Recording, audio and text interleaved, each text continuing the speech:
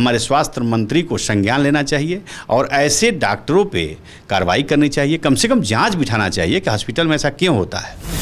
और जहाँ पे दलाल रहेंगे वहाँ अस्पताल नहीं चल सकता बढ़िया से। सरकारी डॉक्टर चूँकि सरकारी काम तो करते हैं, लेकिन जितने मरीज आते हैं उन सबको रेफ़र वो अपने अस्पतालों में कर दिया करते हैं। सरकार तो व्यवस्थाएं बहुत दी हैं, लेकिन जब तक दलालों और चाटुकारों के चंगुल में हॉस्पिटल घिरा रहेगा तब तक ये व्यवस्थाएं कुव्यवस्था के रूप में ऐसे ही रहेगी। और जिसके साथ जो सब जानते थे कि जिसके साथ आगे पीछे कोई नहीं है, उनके साथ वो बदतमीजी करते हैं। ये डॉक्टर के स्टूडेंट जो पढ़ते हैं ना, वो लफंगे ज़्यादा होते हैं उसमें। हम लोग जब रहते थे ना तो हम लोग बड़ी पिटाई पीटते थे दलालों को, और डॉक्टर उसी पिटाई से डॉक्टर डर जाते थे। काफ़ी त्रस्त है हॉस्पिटल से, चाहे वो अनुमंडल हो, जिला हो या प्रदेश का हो। मरीज पीला, डॉक्टर लाल है, समझो बिहार का सरकारी अस्पताल है। और आज बिहार के स्वास्थ्य व्यवस्था और मौजूदा हालात पर चर्चा करने के लिए हमारे साथ बिहार के चर्चित पूर्व विधायक राजन तिवारी जी हैं। कई सारे अहम सवाल इनसे पूछेंगे और जानेंगे कि आखिर नब्ज टटोलने से भी इतने वर्षों के बाद बिहार के स्वास्थ्य व्यवस्था और हालात में क्यों अंतर नहीं आया है। सबसे पहले स्वागत। आपका भी स्वागत, आपके चैनल और सारे श्रोता बंधुओं को मेरी तरफ से बहुत शुभकामना। राजन तिवारी जी, आप विधायक थे, रॉबिनहुड की छवि, पीएमसीएच में बड़ा काम आपने किया, बहुत लोगों का इलाज कराया, लेकिन 2025 में हम लोग बैठे हुए हैं। अभी हाल में आपने देखा है मनीष कश्यप के साथ क्या हुआ है, इसके बाद कई लोगों के साथ क्या हुआ है। क्यों बिहार की सरकारी स्वास्थ्य व्यवस्था दुरुस्त नहीं हो पाती? देखिए, बिहार ही नहीं, पूरे बिहार राज्य की बात करिए तो जितने भी अनुमंडल से लेके जिला के चिकित्सा अस्पताल हैं, जितने भी सरकारी, उस सरकारी व्यवस्थाओं में दलालों का जमावड़ा है। और जहाँ पे दलाल रहेंगे वहाँ अस्पताल नहीं चल सकता बढ़िया से। सरकारी डॉक्टर चूँकि सरकारी काम तो करते हैं, लेकिन जितने मरीज आते हैं उन सबको रेफ़र वो अपने अस्पतालों में कर दिया करते हैं। ये हम लोगों के समय में जब हम लोग पीएमसीएच में भर्ती थे और रहा करते थे तो उस समय इसकी व्यवस्था हम लोग बड़ी सुदृढ़ रूप से अच्छा किए थे। उसमें पीएमसीएच में काफ़ी सुधार था, लेकिन फिर भी दलाल और चाटुकारों से घिरा रहता पीएमसीएच। मरीज आते हैं गाँव से, देहात से, सुदूर इलाकों से, डॉक्टर इलाज नहीं कर पाते तो मरीज लेकर के आनंद फानन में अपने पारिवारिक लोगों के जीवन बचाने के लिए वो प्राइवेट अस्पताल की तरफ कूच करते हैं। और वो दलाल सबका कमीशन बधा होता है डॉक्टरों से, और वो लेकर चले जाते हैं प्राइवेट हॉस्पिटल में। वहाँ जाकर के मरीजों के साथ खून चूसा जाता है। ये व्यवस्थाएं बहुत ख़राब है। और जहाँ तक आप बात करते हैं अनुमंडल से लेकर के जिला अस्पताल में, तो हम तो देखे हैं टोटल हॉस्पिटल में, अनुमंडल के जितने हॉस्पिटल हैं, कहीं भी ना महिला के प्रसूति कराने का अच्छे डॉक्टर हैं, महिलाएं डॉक्टर नहीं हैं, अच्छे डॉक्टर सर्जन नहीं हैं, आर्थो के डॉक्टर नहीं हैं, फिजिशियन एक आध बैठता है वो भी टाइम से नहीं आता है, तो सारे मरीज को ब्लॉक से, अनुमंडल से जिला रेफ़र किया जाता है, जिला से पटना के लिए रेफ़र किया जाता है। सरकार तो व्यवस्थाएं बहुत दी हैं, लेकिन जब तक दलालों और चाटुकारों के चंगुल में हॉस्पिटल घिरा रहेगा तब तक ये व्यवस्थाएं कुव्यवस्था के रूप में ऐसे ही रहेगी। लेकिन एक बड़ी चर्चा है, आप चुनाव जीते, उसके बाद आपने पीएमसीएच में कई बार ऐसा मामला आया जब आपके एक फ़ोन कॉल से इलाज हो जाता है। आपको नहीं लगता है कि एक आम आदमी पीएमसीएच में जाता है और जिस तरह की घटनाएं होती हैं उसे डर लगता है? ये पीएमसीएच के तमाम, जैसे उस समय भी जूनियर डॉक्टर जो नया डॉक्टर आता है और ट्रेनिंग पीरियड में रहता है, उस समय भी मार पिटाई सब कर दिया करते थे बाहरी लोगों के साथ। और जिसके साथ जो सब जानते थे कि जिसके साथ आगे पीछे कोई नहीं है, उनके साथ वो बदतमीजी करते हैं। ये डॉक्टर के स्टूडेंट जो पढ़ते हैं ना, वो लफंगे ज़्यादा होते हैं उसमें। और first year, second year, third year के स्टूडेंट ये सब किया करते हैं। जब सीनियर हो जाते हैं तो धीरे धीरे उनके अंदर बदलाव आ जाती है। चूँकि दलालों से घिरा हुआ हॉस्पिटल है, हम लोग जब रहते थे ना तो हम लोग बड़ी पिटाई पीटते थे दलालों को, और डॉक्टर उसी पिटाई से डॉक्टर डर जाते थे। तो अगर हम लोग इस सिस्टम में रहेंगे और आगे भविष्य में हम लोग के किसी परिचित के साथ चाहे अभद्रता करेगा लोग, तो उसी तरह डॉक्टरों के साथ भी अभद्रता हम लोग करेंगे। जानता है लोग, जैसे हमारे जैसे लोग जितने भी हैं, सांसद, विधायक, चाहे और भी लोग, उन लोगों के परिजन का, चाहे उनके लेटर पैड पे, चाहे उनके फ़ोन पे इलाज अच्छे हो जाते हैं। लेकिन बहुत सारे समाज सेवक हैं, बहुत सारे ऐसे पत्रकार बंधु हैं, समाज सेवक हैं, जो जाते हैं, उनकी कोई पूछ नहीं रहती है, और उनको घेर करके ये सब बेइज्जत करने का काम करता है, जिस पे हमारे स्वास्थ्य मंत्री को संज्ञान लेना चाहिए और ऐसे डॉक्टरों पे कार्रवाई करनी चाहिए, कम से कम जांच बिठाना चाहिए कि हॉस्पिटल में ऐसा क्यों होता है।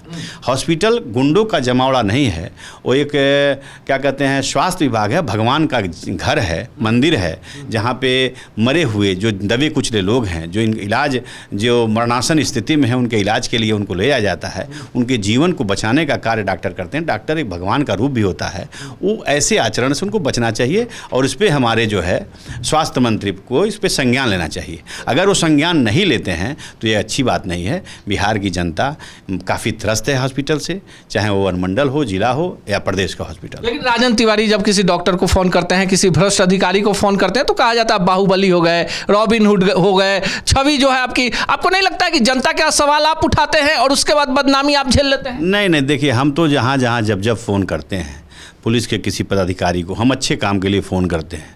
और आज तक मैंने जिसकी पैरवी की हो, चाहे वो डॉक्टर हों, सीएमओ हों, चाहे सिविल सर्जन हों, चाहे वो पुलिस पदाधिकारी के कोई अफसर हो, और मेरा वो लोग काम करते हैं, इसलिए करते हैं कि मैं इलीगल पैरवी नहीं करता।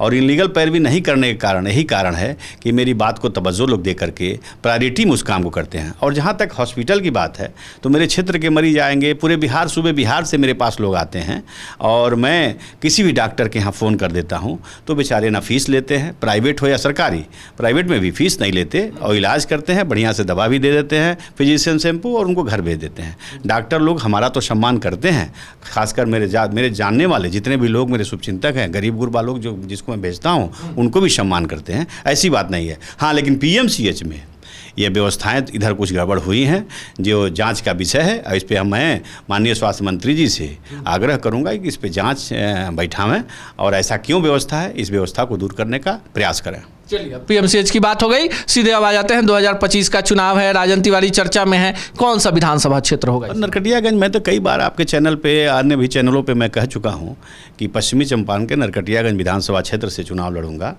और यह सत्य है कि जब घोषणा कर दिया हूँ तो मैं 2000 में एमएलए था, और 2000 एमएलए था, उसके बाद चुनाव नहीं लड़ा। 2000 के एमएलए था, 2005 में मैं एमएलए रहा, तो मैं उसके बाद चुनाव नहीं लड़ा किसी कारणवश। और कारण था कि बार बार मुझे सांत्वना भी मिलता रहा। 2019 में मैं लोकसभा लड़ना चाहता था, नहीं लड़ पाया। 2020 में विधानसभा नहीं लड़ पाया।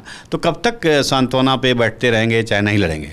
और भारतीय जनता पार्टी के अपने शीर्ष नेता से, जैसे कि सम्राट चौधरी जी हैं बिहार के उप मुख्यमंत्री, पीए चौधरी जी हैं, सम्राट चौधरी हैं, प्रदेश अध्यक्ष जी हैं, संगठन महामंत्री हैं, सारे लोगों को मैं अवगत करा दिया हूं, अपने राष्ट्रीय अध्यक्ष को भी अवगत करा दिया हूं कि मैं चुनाव लड़ने का इच्छुक हूं, चुनाव लड़ूंगा नरकटियागंज विधानसभा से क्षेत्र से।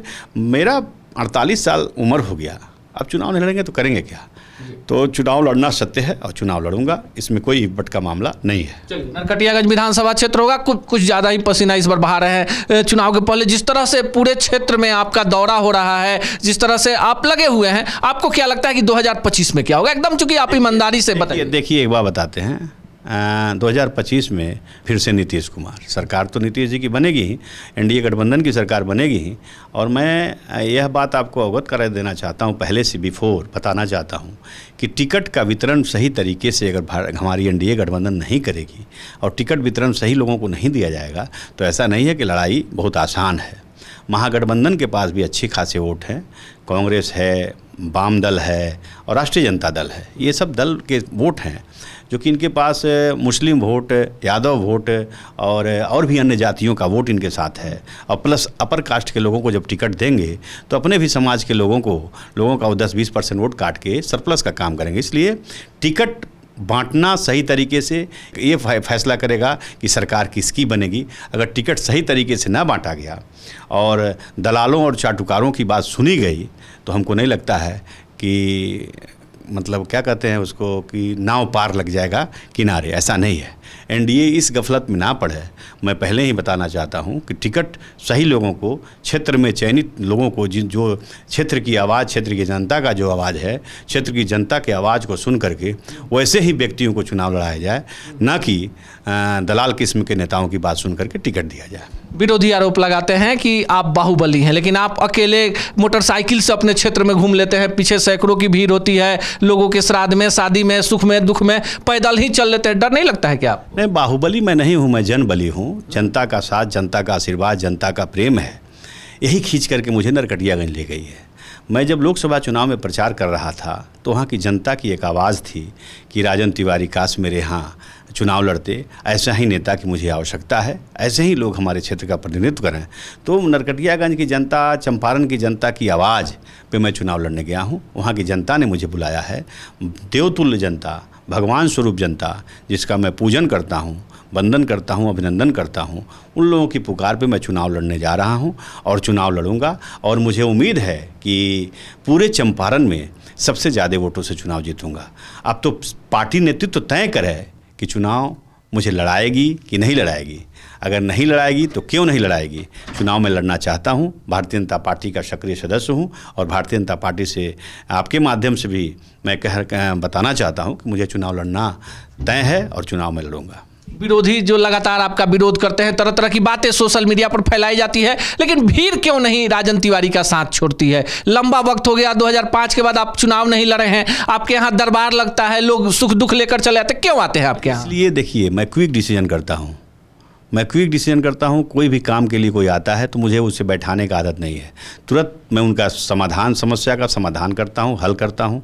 वो हमारे जिलाधिकारी महोदय से काम हो, हमारे एसपी साहब से काम हो, डीएसपी का साहब से काम हो, थाना प्रभारी से हो, बीडीओ से हो, सीओ से हो, एसडीओ से हो, किसी से हो, मैं तुरंत उसका निष्पादन करता हूँ और उनका काम होता है। जनता मुझ पर विश्वास करती है और आशा लेकर आती है कि मैं राजन तिवारी के पास जाऊंगा तो मेरा काम राजन तिवारी के यहाँ हो जाएगा। इसीलिए मेरे पास आस और लगा करके आती है और मुझे पूर्ण विश्वास रहता है कि मैं जिसे कहूँगा वो मेरा काम करेगा और काम हो जाता है।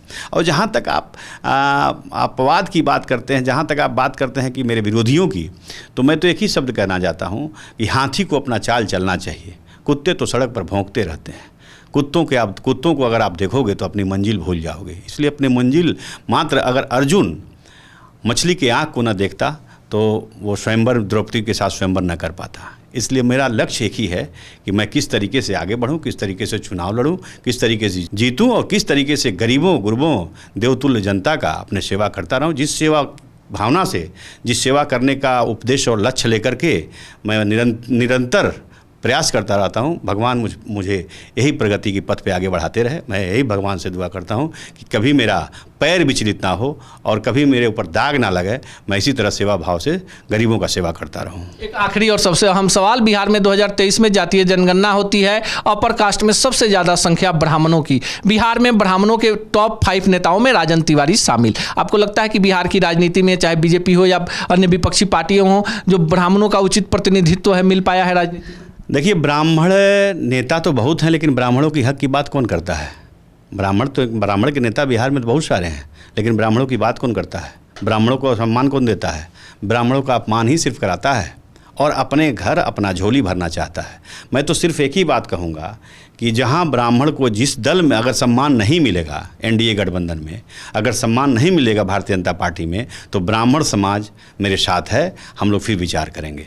जब सबसे ज़्यादा जब आबादी हमारी है तो सबसे ज़्यादा सीट भी हमको चाहिए और हम लोगों को लड़ाना पड़ेगा भारतीय जनता पार्टी को। और मैं पहले भी पार्टी को अवगत करा चुका हूँ कि हमारे समाज की अनदेखी न की जाए। हम लोग चुनाव लड़ने का जो इच्छुक हैं और अपने समाज को जो लेकर आगे चलते हैं, उन लोगों के ऊपर ध्यान दिया जाए और उन लोगों को चुनाव लड़ाया जाए। नहीं तो पार्टी को इसका खामियाजा भुगतना पड़ेगा, चाहे दल कोई हो। जी, राजन तिवारी जी का साफ मानना है कि बिहार की राजनीति में ब्राह्मण पॉलिटिक्स जो है अब नई करवट लेने को तैयार है, भाजपा में है। भाजपा की नीतियों को लेकर नरकटियागंज विधानसभा क्षेत्र में पसीना बहा रहे हैं और पूरा विश्वास है कि प्रचंड बहुमत के साथ चुनाव जीतेंगे और बिहार में नीतीश कुमार के नेतृत्व में एक बहुमत वाली एनडीए की सरकार बनेगी। बाकी आप क्या सोचते हैं, कमेंट बॉक्स में जरूर बताइएगा। सच टॉक का ये वीडियो आप लोगों को कैसा लगा कमेंट करके जरूर बताएं। साथ ही साथ अपने दोस्तों से शेयर करना इस वीडियो को ना भूलें। और हमारा 25 लाख का परिवार फेसबुक पे है, फॉलो बटन पे क्लिक करके जो है आप उससे जुड़ सकते हैं। यूट्यूब पे भी लगभग 25 लाख का परिवार है हमारा, उस पे भी जो है सब्सक्राइब बटन पे क्लिक करके आप जुड़ सकते हैं। साथ ही साथ इंस्टाग्राम और ट्विटर पे भी जो है आप फॉलो करना ना भूलें, तब जाके जो है आपको वीडियो का नोटिफिकेशन सबसे पहले मिलेगा। जय हिंद।